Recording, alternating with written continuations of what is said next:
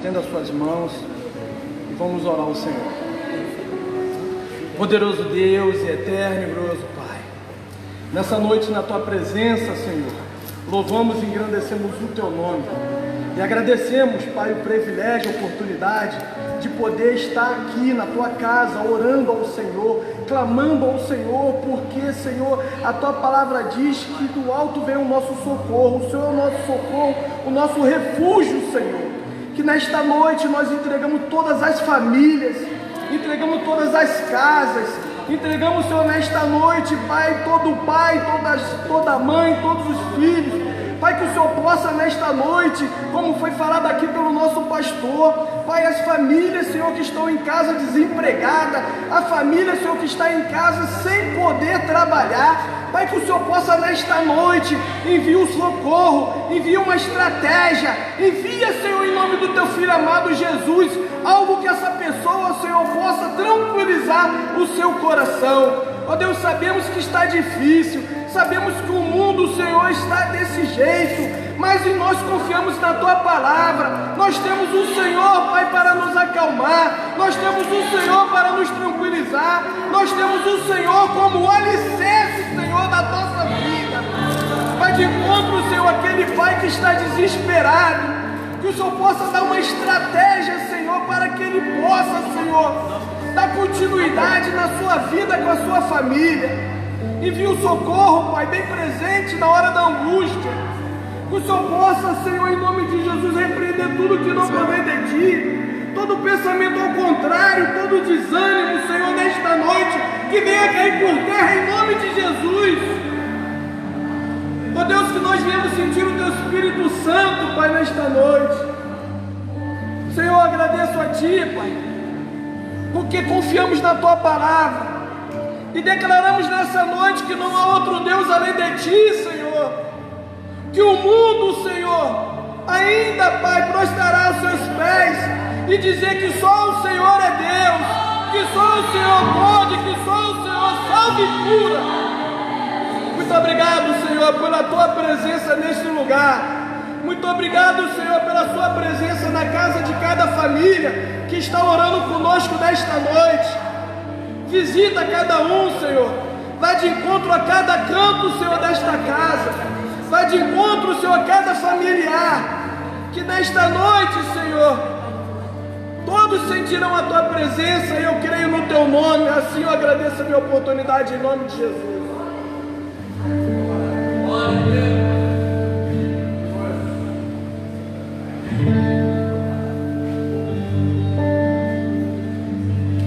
Meu Jesus maravilhoso és, minha inspiração a prosseguir. E mesmo quando tudo não vai bem, eu continuo olhando para Ti, pois sei que Tu tens o melhor pra mim. Há um segredo no meu coração, ó, dá-me forças pra continuar, guardando as Deus está meu coração, firme nas promessas do Senhor. Eu continuo olhando para Ti, e assim eu sei que posso prosseguir. E mesmo quando eu chorar, as minhas lágrimas serão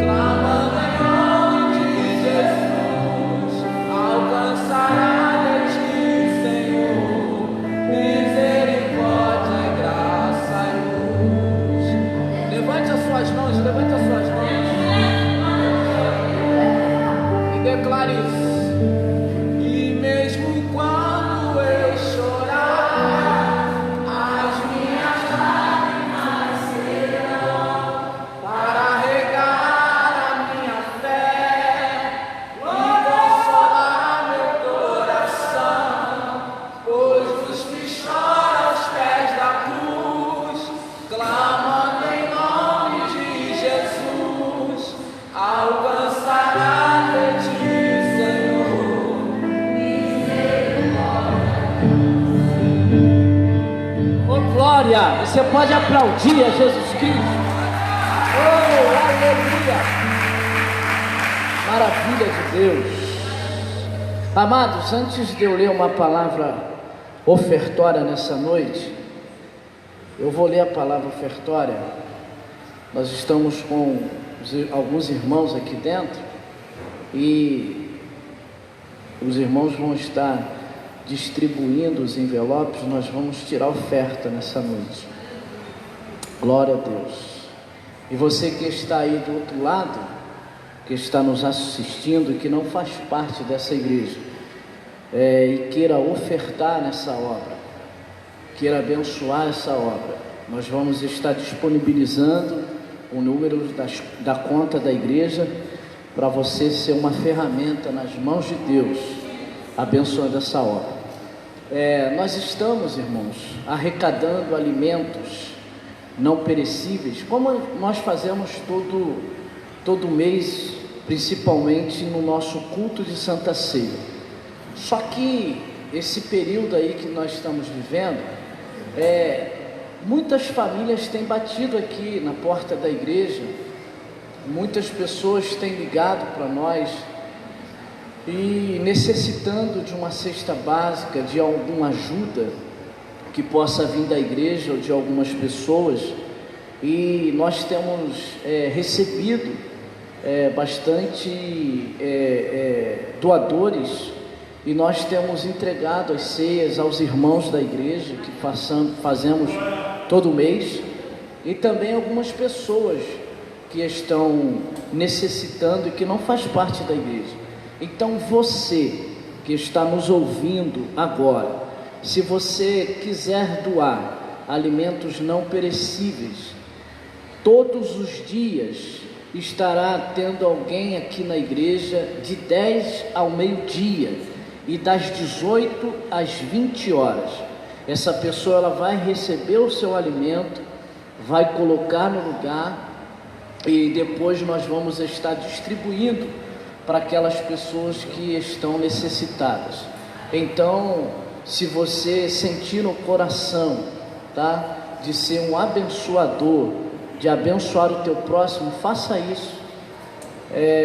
A gente tem visto, eu tive o prazer, né, não pela situação da pessoa, mas de ver a alegria que ela nos recebeu na semana passada, porque ela já estava desesperada, porque já tinha 15 dias que ela não trabalhava, não recebia, e tinha muitas pessoas na casa dela, e a igreja chegou como um socorro, e um socorro bem presente que vem do nosso Deus. Então, se você sentir no seu coração, abençoe essa casa, abençoe essa família.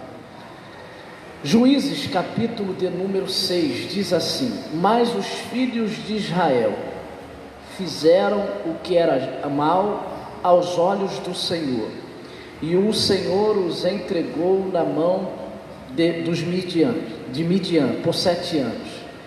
Prevalecia, pois, a mão de Midian sobre Israel. Por causa de Midian, fizeram os filhos de Israel para si as covas que estão nos montes, as cavernas e as fortalezas.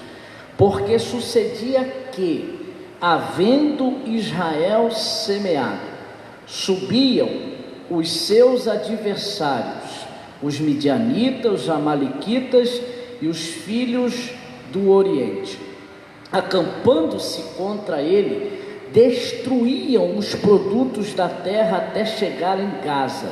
Não deixava mantimento em Israel, nem ovelha, nem bois e nem jumentos. Verso de número 8: enviou-lhes o Senhor um profeta que lhes disse: assim diz o Senhor, Deus de Israel, do Egito eu vos fiz subir e vos tirei da casa da servidão. Verso de número 11: então o anjo do Senhor veio, sentou-se debaixo do carvalho que está em Ofra, que pertencia a Joás, a Biezerita, cujo filho Gideão estava malhando o trigo no largar. Lagar, para o esconder dos seus adversários. Verso de número 19. Então entrou, pois, Gideão, preparou um cabrito e fez, com uma efa de farinha, bolo ázimos, pôs a carne num cesto e o caldo numa panela, trazendo para debaixo do carvalho, lhe apresentou. Está aqui uma narrativa que ela descreve muito o que nós estamos vivendo. Israel estava aqui padecendo por causa dos seus adversários. Israel, ele plantava, Israel trabalhava, Israel cultivava, mas na verdade não estava conseguindo semear. Os adversários, ele vinha e acabava com tudo aquilo que Israel plantava, com tudo aquilo que Israel estava cultivando. Vinha o adversário e roubava, saqueava, destruía. E Israel chegou ao ponto de fazer fortalezas, covas, para se esconder dos seus adversários. Israel aqui estava vivendo economicamente um dos seus piores momentos. Por quê? Porque não tinha alimento para que as pessoas pudessem se saciar, se alimentar. Aí Deus, com a sua misericórdia, ele entra em ação como todas as vezes o faz. Ele então encontra este homem chamado Gideão, que da mesma forma que todo Israel estava se escondendo para que os midianitas e os adversários não o roubassem. Interessante que Deus palestra com Gideão, dizendo que ia livrar aquele povo, aquela nação, da situação que eles estavam vivendo. Mas o que eu quero falar aqui nessa noite é sobre o que Gideão fez diante da crise. A atitude que Gideão tomou diante da crise. A crise, como eu ministrei na semana passada, ela nos faz desenvolver algumas coisas que a gente não faz quando estamos na bonança. Quando alguma pessoa está em crise, o que mais faz ela é orar, buscar a Deus, porque ela está vivendo uma crise. E no momento de crise é que Deus do seu trono, ele olha para a terra, ele vê os fiéis, ele vê aqueles que o buscam nesse momento difícil. Por quê? Porque sabe que ele pode socorrer. E Gideão, nesse momento de crise, ele nos dá um exemplo, ele nos deixa um exemplo, ele nos dá uma referência do que nós temos que fazer quando estamos vivenciando uma crise na área, principalmente aqui, econômica. Israel não tinha nem para comer, Israel não tinha nem para se alimentar, mas o anjo do Senhor aparece para Gideão, e Gideão, a Bíblia vai dizer, entrou Gideão, preparou um cabrito, fez com uma efa de farinha bolo ázimos, e pôs a carne num cesto e o caldo numa panela. No momento de crise econômica que Israel estava aparecendo, quando o Senhor aparece a Gideão, Gideão como fiel, Gideão como entendedor que era, ele oferece aquilo que estava tendo falta. Gideão, ele não pega aquilo que ele tem de bonança, Gideão não pega aquilo que ele tem abastança, não, Gideão ele pega aquilo que estava em falta.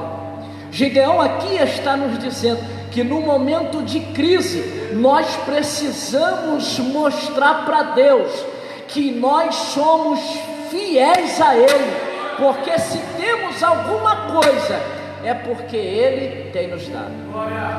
Gideão nos ensina isso. E esse momento ofertório, temos passado crise? Temos. Tem pessoas desempregadas? Tem. Tem pessoas que têm padecido de uma necessidade? Tem. Mas tem também pessoas fiéis, que mesmo na hora da dificuldade, tem apresentado uma oferta a Deus e dito a Ele: ainda que eu passe essa dificuldade, eu sou fiel. Seja fiel, meu irmão. Seja fiel, minha irmã.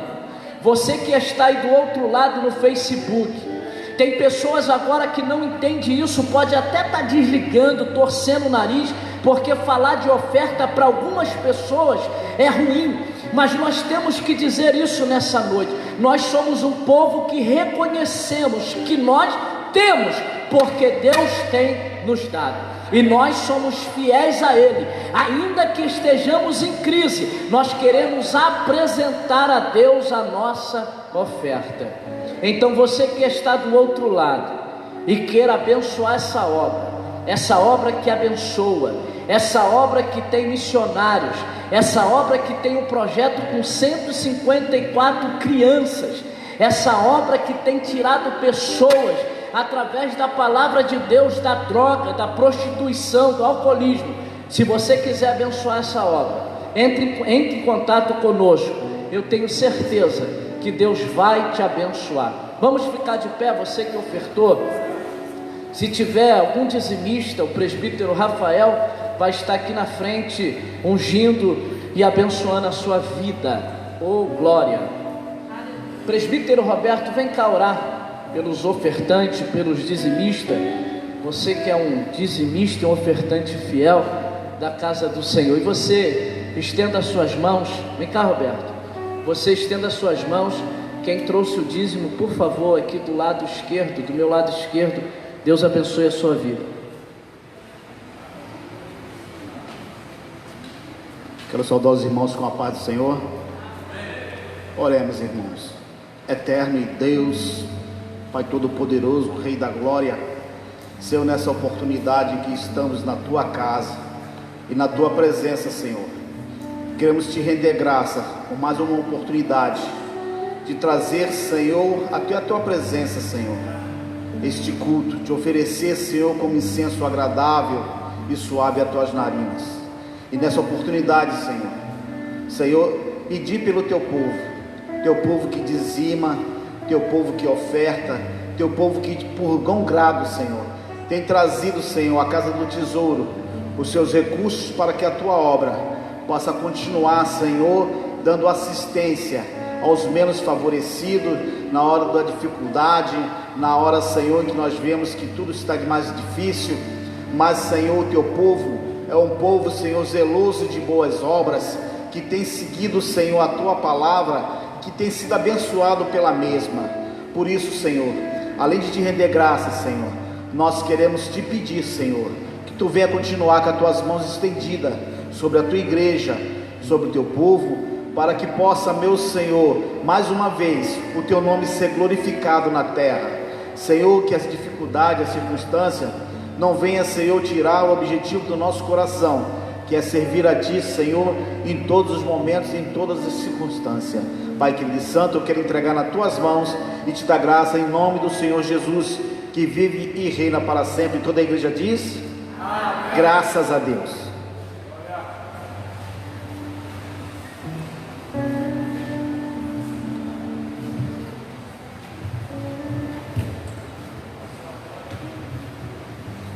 Glória a Deus. Meus irmãos, a paz do Senhor.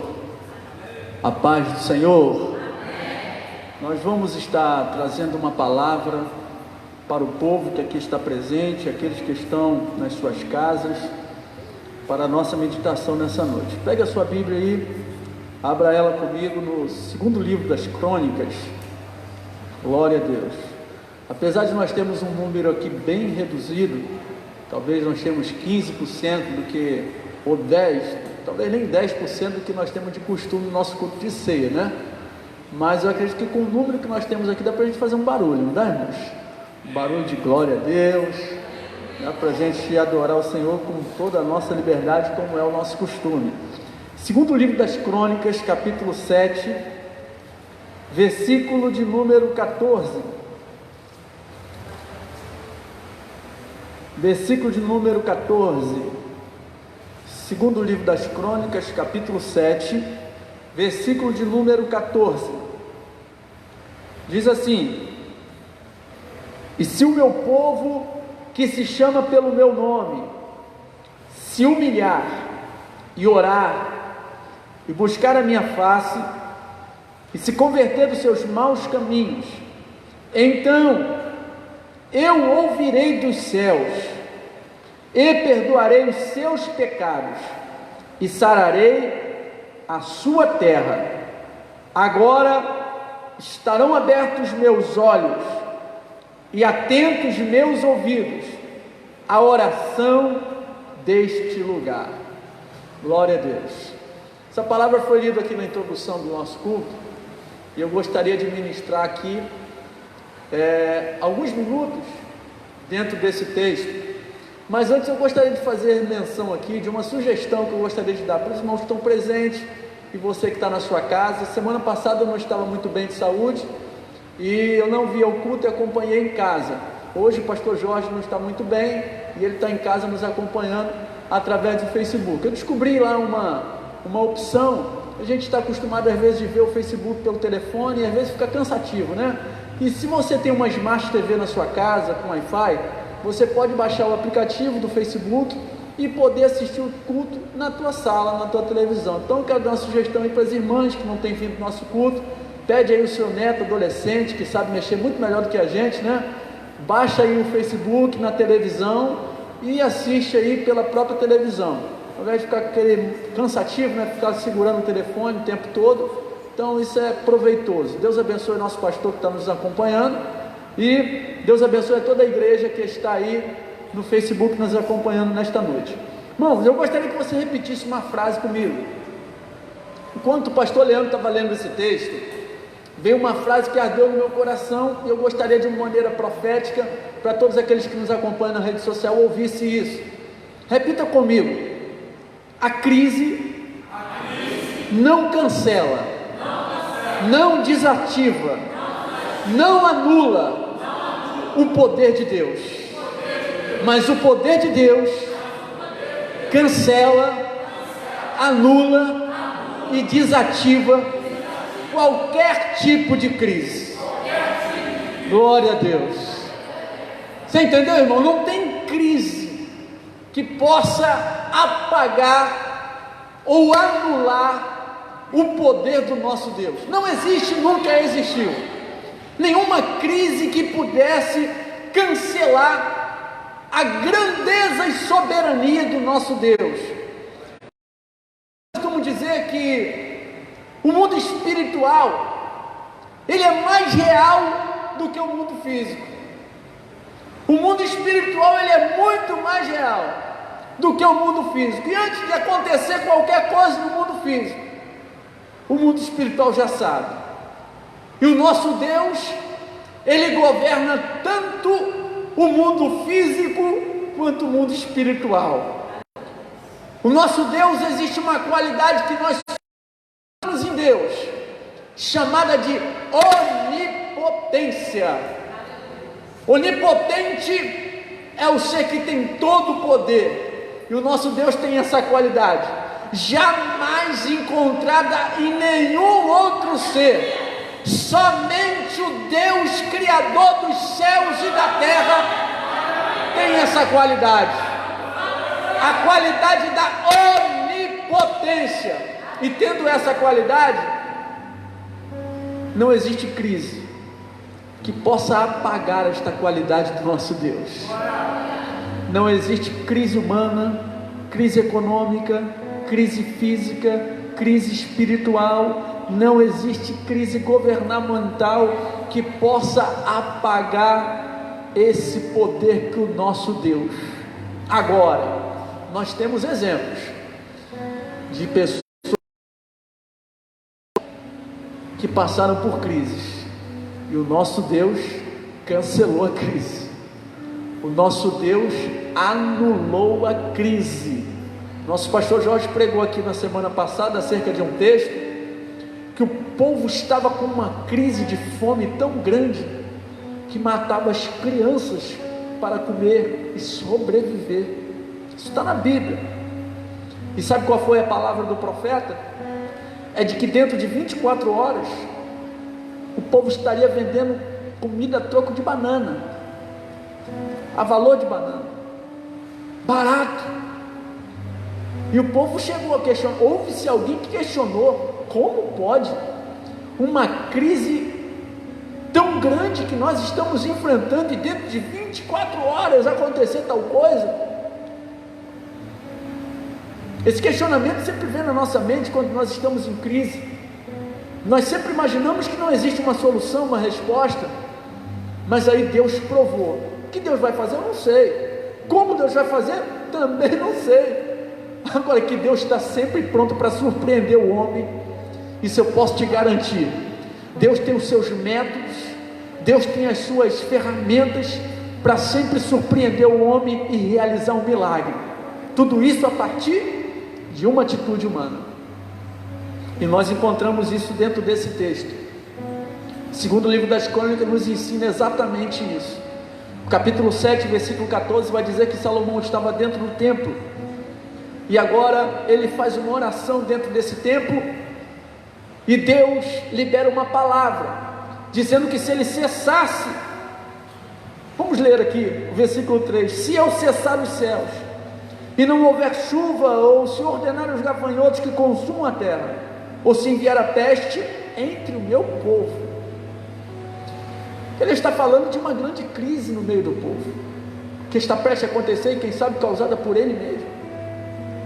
Se eu enviar os gafanhotos, se eu parar a chuva, impedir a chuva de descer sobre a terra, se a fome vier, se o problema acontecer, é uma crise que o povo está enfrentando. Aí ele dá o diagnóstico para resolver essa crise, para resolver esse problema. Qual é o diagnóstico, pastor? Se o meu povo, que se chama pelo meu nome, se humilhar. Eu quero falar pelo menos três coisas, três características desse versículo. A primeira é humilhação. Humilhação é uma promessa que é condicional. Existem promessas que são incondicionais. Deus faz sem comportamento nenhum teu. Deus fez porque Ele quis. Deus resolveu cumprir a promessa porque Ele é soberano e sabe o que faz e sempre tem razão. Ele quis fazer, fez. Mas existem promessas que são condicionais. Elas só acontecem na nossa vida a partir de uma condição nossa. E a condição pré-estabelecida dentro desse texto é se humilhar. Se humilhar é o inverso de pessoas que vivem debaixo de soberba, de prepotência, de orgulho. Pessoas que vivem assim precisam se encaixar dentro desse contexto, se humilhar. E cá para nós, irmãos, será que nós não estamos precisando viver esse tempo? Um tempo de humilhação diante de Deus, um tempo de se encurvar não somente o nosso corpo, mas também o nosso coração. Será que nós não estamos vivendo de uma maneira muito egocêntrica, pensando somente em nós mesmos, pensando somente nos nossos projetos pessoais? Nós não pensamos mais no próximo, nós pensamos em nós mesmos, no que nós vamos fazer amanhã. Estamos pelo seu nome para se humilhar. Se humilhar. Se humilhar faz alusão a descer, a se encurvar. Nós da igreja, nós temos o costume de orar ajoelhado. Por quê? Porque o ato de ajoelhar é você reconhecer que existe alguém maior do que você, e que você é menor do que aquela pessoa que você está se encurvando. Então quando você se ajoelha, você está reconhecendo que diante da pessoa que você está se ajoelhando, você é menor e ela é maior. Isso é se humilhar, é reconhecer que o teu Deus é maior do que você não consegue ir além de um palmo se não for pela ajuda dele, que você não consegue fazer nada se ele não estiver contigo. Se humilhar é isso, irmãos, é reconhecer que você é dependente exclusivamente de Deus, irmãos, que você precisa dele. Se humilhar. O segundo passo é orar. Orar é falar com Deus, é conversar com Deus. Orar é você dialogar com Deus. Orar não é repetir frases montadas daquilo que você ouviu e monta frases para conversar com a pessoa. Não. Você tem a sua espontaneidade. Você fala do assunto de uma maneira natural. Você tem o seu pensamento e lidera. Se tiver que confrontar, você vai confrontar. Mas você expõe a sua opinião, o seu pensamento. E orar é exatamente isso, irmãos. Não é você repetir, Pai nosso que estás no céu, frases já elaboradas. Ainda que o pastor venha aqui e faça uma oração tão bela e bonita, com palavras diferentes. Orar não é isso. Orar é você abrir o seu coração, rasgar-se diante de Deus e colocar para fora aquilo que você está sentindo de uma maneira aberta. Orar é você conversar com Deus. E essa é a segunda característica dentro desse texto: oração. Oração. A terceira que eu poderia destacar aqui: se converter dos seus maus caminhos. Porque de nada vale, irmãos, nós se humilharmos, orarmos e continuarmos nos maus caminhos. Não. Deus nos chamou para ter uma vida diferente. Se converter, a palavra converter significa mudança de direção. Conversão, mudança de direção. Você está caminhando para a direita. Quando você se converte, você caminha para a esquerda, ou vice-versa. Melhor a gente mudar isso aqui, né, irmão? Está caminhando para a esquerda. Você se converteu, você começa a caminhar para a direita. Então isso é conversão. É você mudar de direção. Então de nada vale você se humilhar, orar e continuar nos seus maus caminhos. Nós precisamos mudar os nossos caminhos. E é isso que Deus nos chama a atenção. Se converter dos seus maus caminhos. Não são os seus bons caminhos. O que a Bíblia está nos chamando a atenção é para nós nos convertermos dos nossos maus caminhos. Mas pastor, eu não tenho mau caminho. Eu nunca matei ninguém. Eu nunca roubei ninguém. Eu nunca me prostituí. Eu nunca cometi coisa ruim ao meu próximo. Eu tenho o meu trabalho direitinho. Eu nem uso droga. Quem te falou que os maus caminhos é somente isso? Isso é o que a sociedade prega, que isso é os maus caminhos. Existem muitas outras coisas que te levam para maus caminhos. A soberba é uma delas. Talvez você nunca matou ninguém, mas dentro do seu coração você mata diariamente. A inveja é uma delas. Que caminho é esse que você tem caminhado? O ciúme. Talvez você nunca matou ninguém, nunca roubou ninguém, mas é dominado por um ciúme de uma tal forma que tem matado pessoas com os teus comportamentos. O orgulho. E por aí vai. O que a Bíblia está nos chamando a atenção é nos convertermos dos nossos maus caminhos. E aí segue-se a promessa: então eu ouvirei dos altos céus. Quando nós praticamos tal atitude, a Bíblia revela que Ele vai ouvir dos altos céus.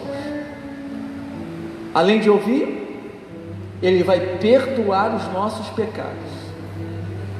Além de ouvir e perdoar os nossos pecados, Ele vai sarar a nossa terra. 3 características aí, irmãos. Ele ouve, perdoa e sara a terra. A misericórdia de Deus é tão grande, que Ele não somente ouve, não somente perdoa, mas Ele sara.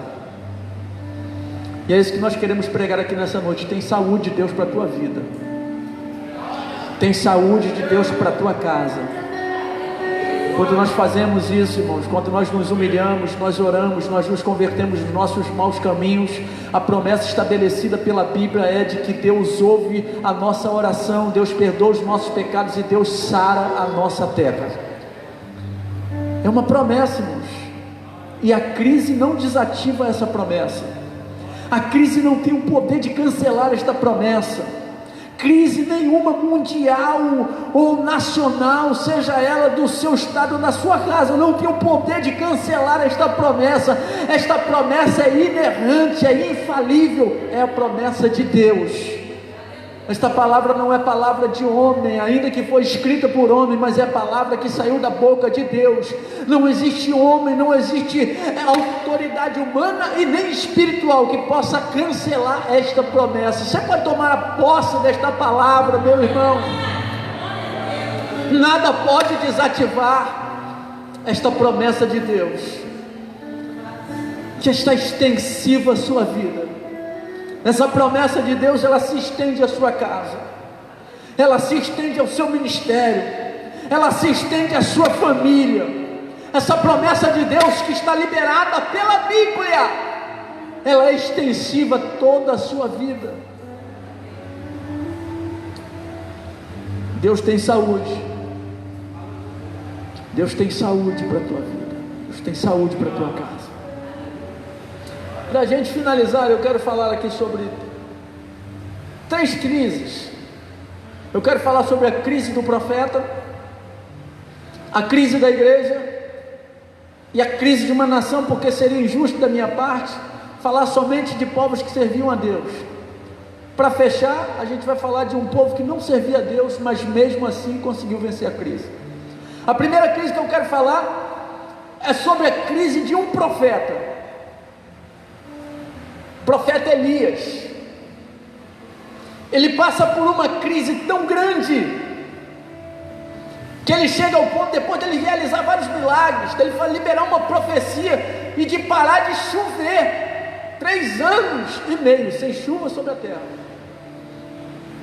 Camarada desse, andando com Deus desse jeito, ter o poder de profetizar e parar de chover, e agora uma simples ameaça de uma rainha faz com que esse homem entre em crise. A alma dele está angustiada, e essa crise faz com que ele venha se esconder dentro de uma caverna. Esta crise faz com que esse homem venha pedir a morte. Esta crise chega, alguns teólogos, a dizer que ele chega ao estágio de depressão. Profeta Elias que eu estou falando. Esta crise abala as emoções desse homem. O que gerou essa crise? As ameaças de uma mulher, as ameaças de uma autoridade terrena, de uma autoridade humana, faz um profeta cheio de Deus entrar num estágio de crise. Mas eu quero relembrar o que foi dito no início: a crise não cancela o poder de Deus. A tua crise humana não pode anular o poder do nosso Deus. Elias se esconde. Quem era profeta também estava passando por crise, pegou carona na crise de Elias, porque também estava sendo ameaçado. Mas o nosso Deus cuida daqueles que te servem. A Bíblia diz que o profeta Elias chega a dizer: só ficou eu, Senhor, de profeta. E aí a gente vai encontrar na Bíblia a resposta de Deus para Elias: Elias, vocês podem até estar vivendo em crise, mas quem cuida de vocês sou eu. Eu guardei 7.000 profetas dentro de uma cisterna, e eles estão sendo alimentados com pão e água. A crise pode até ter te apavorado, te amedrontado, te ameaçado. Ela pode ter tirado a tua paz, pode ter tirado o teu ânimo de vida, a tua alegria de vida. Ela pode até ter te deixado depressivo, mas o nosso Deus continua cuidando de nós. Elias achou que estava sozinho, mas Deus estava guardando. Elias achou que estava só, mas Deus tinha guardado e reservado 7.000 dentro de uma caverna. Você está entendendo isso, irmãos? Dentro de uma cisterna. Você está entendendo, irmãos? Às vezes bate esse sentimento, né? De impotente, de pequeno, e realmente nós somos. Mas nós temos um Deus muito grande, um Deus muito grande, que cuida de nós. Não aperta a mão da pessoa, até porque você está longe, mas será que você pode olhar para ela e dizer assim, ó, o teu Deus é muito grande, e Ele cuida de você. O nosso Deus cuida de nós, irmãos, e o cuidado de Deus é muito melhor do que o cuidado humano. O profeta estava em crise, mas a crise do profeta não cancelou o poder de Deus. A crise que ele atravessou não cancelou o poder do Deus que ele servia. A crise que você atravessa não cancela o poder do Deus que você serve. A crise que a terra atravessa não cancela o poder do Deus que nós servimos. Ele continua sendo Deus. E dentro da visão de Isaías, a Bíblia diz que Ele está sentado no alto e sublime trono. E a Bíblia diz que os anjos estão circulando e dizendo: Santo, Santo, Santo, Santo é o Senhor dos exércitos. Quando Isaías declara a posição que Deus está assentado, é a posição de quem está tranquilo, irmãos, de quem é alguém que não está em crise, de alguém que não perdeu o controle, de alguém que não perdeu o remo, de alguém que não perdeu a direção. Você está entendendo isso, irmão? Você pode até estar angustiado, preocupado com o que se passa na televisão, preocupado com as notícias que se apavoram por aí, mas o nosso Deus não perdeu o controle. Ele não perdeu o controle da situação. A crise desse profeta. Agora eu quero falar da segunda crise, a crise da igreja. A igreja primitiva atravessou uma grande crise. A igreja do século I, a igreja de Atos dos Apóstolos, a igreja que conheceu Jesus, a primeira igreja, ou o nascimento da igreja. Essa igreja de Atos, ela está enfrentando uma grande crise. Sabe qual é a crise? A crise da perseguição. Perseguição, a igreja passa até os dias de hoje. Mas essa perseguição tinha por meta parar a igreja, ou quem sabe, acabar com a igreja. A meta dessa crise era dissipar os crentes, os apóstolos, os discípulos do Senhor Jesus na época. As autoridades da época tinham essa meta, esse propósito. E dentre um número de pelo menos 500 discípulos que acompanhavam Jesus no início, ou no período da morte de Jesus, passam-se agora aproximadamente 50 dias, chega o tempo da Páscoa, só encontramos 120. 120 nos dá uma porcentagem de pelo menos 1%, um terço do número que acompanhava Jesus quando ele estava na cruz.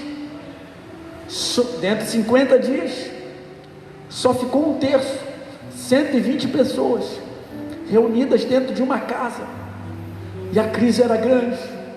A perseguição do governo, dos militares da época era grande, para acabar com quem desse testemunho de Jesus. Eles proibiram falar que Jesus era realmente o profeta, o Filho de Deus, o Messias. Era a proibição da época, e com esta proibição, a igreja foi murchando, foi diminuindo. Alguns pararam, alguns desanimaram, alguns ficaram no meio do caminho, e agora nós temos um terço. Nós temos 120 pessoas que perseveravam na fé. A perseguição era grande, a crise era grande. O que você pensa, irmãos?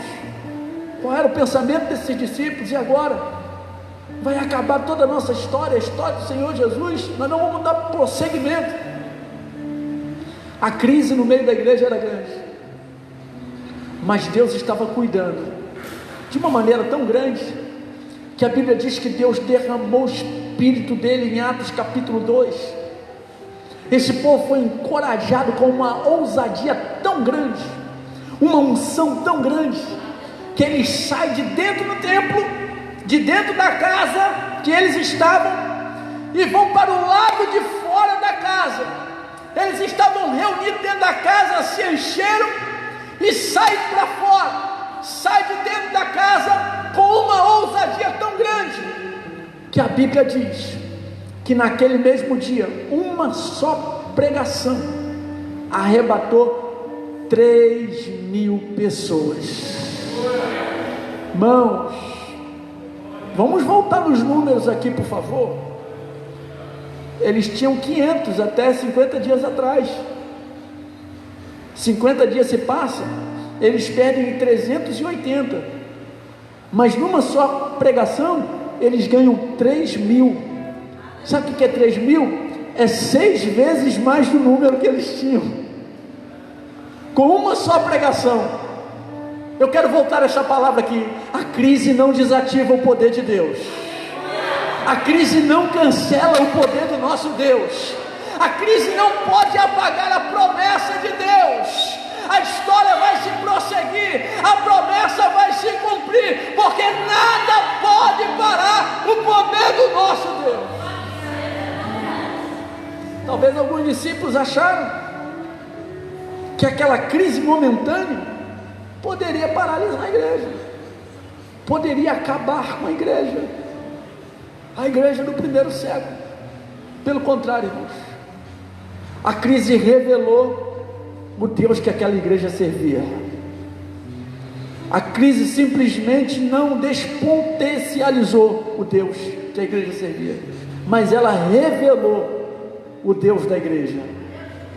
É isso que a crise fez, irmãos. Para a gente fechar, eu quero falar de um povo. Como disse no início, nós falamos sobre a crise de um profeta, a crise da igreja neotestamentária, a igreja primitiva, e para fechar eu quero falar sobre a crise de um povo. Eu até preguei aqui algumas semanas atrás sobre esse povo. Parece que seria injusto da minha parte falar só sobre o povo de Israel, os judeus, o povo de Deus, a igreja. Não, eu quero falar sobre um povo que não servia a Deus, sobre um povo que na verdade, de boa, irmãos, além de não servir a Deus, fazia coisas horríveis, abomináveis talvez aos olhos de pessoas que nem servem a Deus também, mas vivem uma vida tranquila. Matavam crianças, desrespeitavam os idosos, não tinha escrúpulo nenhum, irmãos, ao ponto de a Bíblia dizer que esse povo, a malícia desse povo chegou às narinas de Deus. Esse povo não servia a Deus. Eu vou repetir isso aqui, irmãos. Não era um grupo, era uma nação de aproximadamente 120.000 pessoas. 120.000 pessoas, para nós hoje, talvez seria um bairro. Nós temos o bairro de Copacabana, que tem mais de 150.000 pessoas. Mas para aquela época, 120.000 pessoas era muita gente. Hoje nós falamos aqui da carta de Éfeso, né? Uma cidade que tinha 50.000, 500.000 pessoas. Então os ninivitas era um povo forte, tinha bastante gente, mas a Bíblia diz, irmãos, que esse povo fez exatamente o que o segundo livro das Crônicas ensina. Além de não ser o povo, apesar de não ser o povo, porque o texto aqui que Deus fala com Salomão, segundo Crônicas, ele se inicia dizendo: se o meu povo, que se chama pelo meu nome, se o meu povo, esse povo não era de Deus. Esse povo era um povo abominável aos olhos de Deus. Olha só, irmãos, o que eu estou dizendo aqui. Era um povo que não servia a Deus, era um povo que não buscava a Deus, pelo contrário, estava nem aí para o que Deus queria, fazia o que eles pensavam. Um povo ímpio, que não tinha nenhuma aliança com Deus, um povo idólatra, um povo que vivia debaixo do seu bel prazer. Eram os ninivitas. Você que está em casa, pesquisa sobre eles. Esse povo não estava nem aí porque Deus pensava. Só que quando veio a palavra de sentença, quando a crise afetou aquele povo, quando a crise ameaçou aquele povo, quando a sentença veio para aquele povo, para a destruição daquele povo, sabe qual foi o comportamento desse povo? Jejum e oração. Eles não serviam a Deus, irmãos, mas eles jejuaram e buscaram a Deus. Aí eu quero revelar uma característica aqui linda do nosso Deus. Às vezes falta até em nós seres humanos, mas Deus tem uma característica muito linda, irmãos, que é chamada de misericórdia. Lamentações vai dizer que as misericórdias do Senhor, elas não têm fim, e é a causa de nós não sermos consumidos. Aí entrou em ação a misericórdia. Entrou em ação o que Davi diz em Salmo 51, que Deus não despreza um coração contrito e quebrantado. Deus não rejeita um coração que se quebranta diante dele. Esse povo não era religioso, esse povo não buscava Deus, era um povo que vivia segundo seus bel prazeres, segundo seus pensamentos, segundo seus caminhos. Mas quando a crise afetou aquele povo tomou uma atitude muito importante, muito exemplar, que foi de buscar a Deus através de jejum. Através do jejum, aquele povo começou a buscar a Deus, e através da busca desse povo, a Bíblia diz que Deus retirou a crise, a sentença que estava sobre esse povo. Deus perdoou essa nação. Deus não exterminou os ninivitas, pelo contrário, Deus deu uma oportunidade, Deus deu uma segunda chance. E eu quero finalizar com esta frase: nosso Deus é o Deus de oportunidades. O nosso Deus é o Deus que nos dá oportunidade a partir da nossa atitude de humilhação, oração, jejum, busca. Hoje, dia 5 de abril de 2020, é um dia que a nossa nação jamais experimentou, de ver uma nação jejuando por ordem de um presidente. Pelo menos eu desconheço tal atitude na história desta nação, onde o presidente da república libera um pedido para a nação estar jejuando. A partir desta atitude, irmãos, eu creio que nós veremos coisas jamais vistas, porque nós convidamos o nosso Deus para a nossa crise. Quando você convida Deus para a tua crise, você vai ver coisas que você jamais viu. Como vai acontecer, pastor? Meu irmão, milagre não se explica. Mas de uma coisa eu estou certo: Deus está sempre pronto para surpreender a humanidade. Como Ele vai fazer eu não sei, mas de uma coisa eu sei, irmãos: Deus é poderoso para fazer milagres. E esta tem sido a nossa oração diariamente.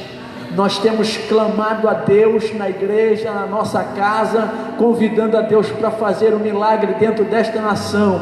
Esta nação aqui, irmãos, tem um número muito grande de pessoas que buscam a Deus, o Deus da Bíblia. Porque quando nós falamos de Deus, parece que o negócio fica muito aberto, cada um busca o seu Deus. Não, eu estou falando do Deus da Bíblia, do livro que jamais erra, do livro mais vendido do mundo, de todos os tempos, do livro inerrante, da palavra que é eficaz, mais cortante do que um espada de 2 gumes, que penetra a divisão da alma, da junta do espírito, a palavra que é apta para discernir os pensamentos e o propósito do coração. É do Deus desse livro sagrado que eu estou falando. Quando nós convidamos esse Deus, quando nós convidamos esse Deus, nós experimentamos coisas grandiosas. Calabarachuri andarai. Coloque-se de pé, por favor. Aleluia. Vamos louvar a Deus. Vem cá, Yeshua, tem isso daí preparado? Vamos louvar a Deus aqui. Eu estou sentindo meu coração arder aqui, o desejo de adorar o Senhor. Eu gostaria que você agora, no seu cantinho agora, você adorasse ao Senhor. Feche os seus olhos e adore a Deus. Nós vamos clamar o nome do Senhor em louvor. Chame Ele neste momento. O nosso Deus é poderoso e não tem crise que possa desativar o poder do nosso Deus. Não existe crise, nunca houve nem haverá uma crise que possa cancelar o poder do nosso Deus. Adore ao Senhor, feche seus olhos. Feche os seus olhos agora. Adore ao nome do Senhor Jesus. Senhor Jesus, receba o nosso louvor, receba a nossa adoração nesta noite. Diante desta palavra, Pai, que o Senhor possa fazer como fez na igreja de Atos 2, quando eles pensavam que estava se acabando, se esvaziando, quando eles pensavam que não tinha mais jeito, não tinha mais saída, o Senhor fez com que eles crescessem, fez com que eles aumentassem, através da unção do Espírito Santo. Que a Tua presença possa agora entrar nos lares, na vida de cada pessoa que aqui está presente, Senhor. Nos faça crescer em meio à crise, Pai, e nos abençoe em nome de Jesus. Vamos louvar o nome do Senhor. Louve a Deus aí agora, adore o nome do Senhor Jesus. Deus abençoe.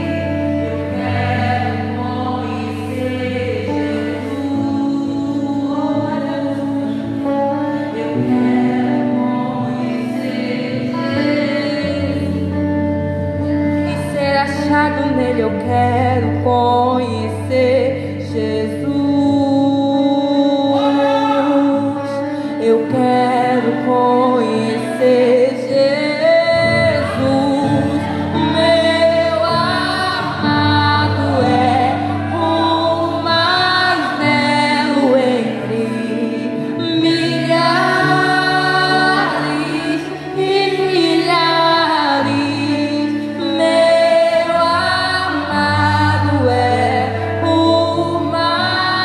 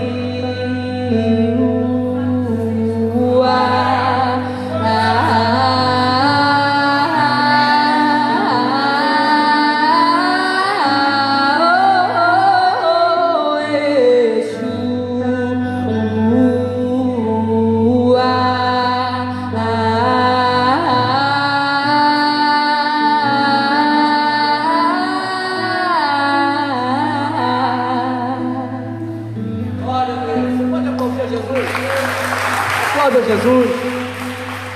Aplaude a Ele. Glória a Deus. Estou sentindo Deus aqui, irmãos, nessa noite.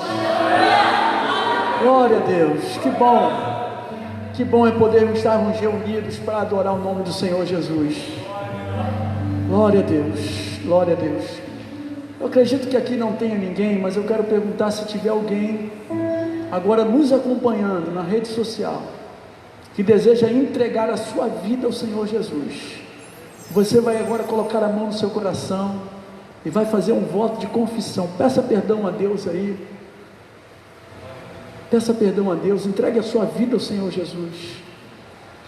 O Senhor está de braços abertos para te receber, para te abraçar, para escrever o seu nome no livro da vida. Entregue a sua vida ao Senhor Jesus. Somente Jesus salva. Somente Jesus é o caminho, a verdade e a vida. Deus abençoe a sua vida. Vamos orar. Vamos orar neste momento. Nós vamos clamar. Vamos clamar pela nossa nação. Você vai agora levantar as suas mãos. Hoje tem sido um dia histórico e nós glorificamos a Deus por isso. Disse aqui de manhã e repito, centenas de milhares de pessoas estavam jejuando e orando pela nação. Glória a Deus. Eu acredito que breve, irmãos, nós veremos o resultado de tudo aquilo que a gente viveu hoje. Feche seus olhos agora e vamos clamar pela nossa nação. Senhor nosso Deus, Tu és exaltado entre os céus e a terra. Tu és soberano, Tu és imutável, Tu és majestoso, Kalamarashuri Andaraia. Tu és o Deus de ontem, de hoje e eternamente.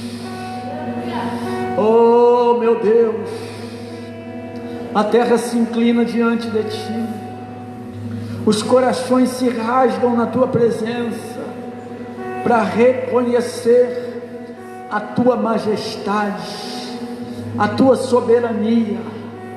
A nação brasileira te convida, te chama pelo Teu nome, Omandakandarabashuri Andaraia. A nação brasileira, Senhor, te clama nesta noite e diz que só o Senhor é Deus. A nação brasileira, Senhor, levanta um propósito de oração e de jejum, e te pedimos, ó Deus, que o Senhor venha cancelar, venha neutralizar todas as ameaças, Pai, que invadem esta nação. A estatística diz que a partir de amanhã começa-se um pico dentro desta nação, mas a nossa esperança não está no homem, a nossa esperança está no Senhor dos Exércitos. Comandarakandabarashuri Andaraia. A nossa esperança, meu Deus, está no Deus que criou os céus e a terra, no Deus que tanto tem o poder de enviar o gafanhoto, como também parar os gafanhotos, no Deus que tanto tem poder para mandar a chuva, como cessar a chuva, no Deus que tanto tem poder de enviar a luz do sol, como parar o sol. Do Kalabarashuri Andaraia. Nós clamamos a Ti, ó Deus, e em voz profética nós abençoamos a nossa nação. Nós declaramos saúde sobre esta nação. Nós declaramos, ó Deus, que o espírito da morte perca as forças dentro desse território chamado Brasil. O Kalabarashandaraia, o Mandakandarabashuri Andaraia. Nós rechaçamos, repreendemos o espírito da morte dentro desse território, ó Deus, e abençoamos essa terra como igreja do Senhor, Pai.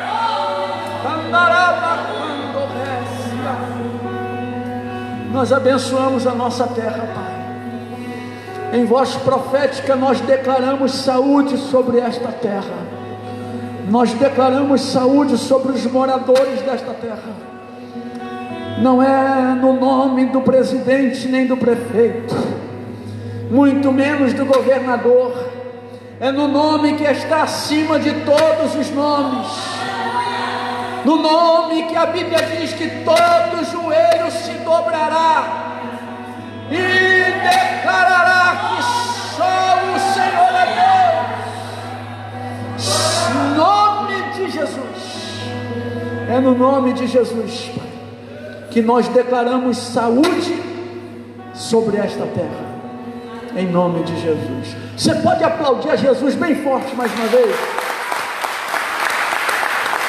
Glória a Deus, glória a Deus.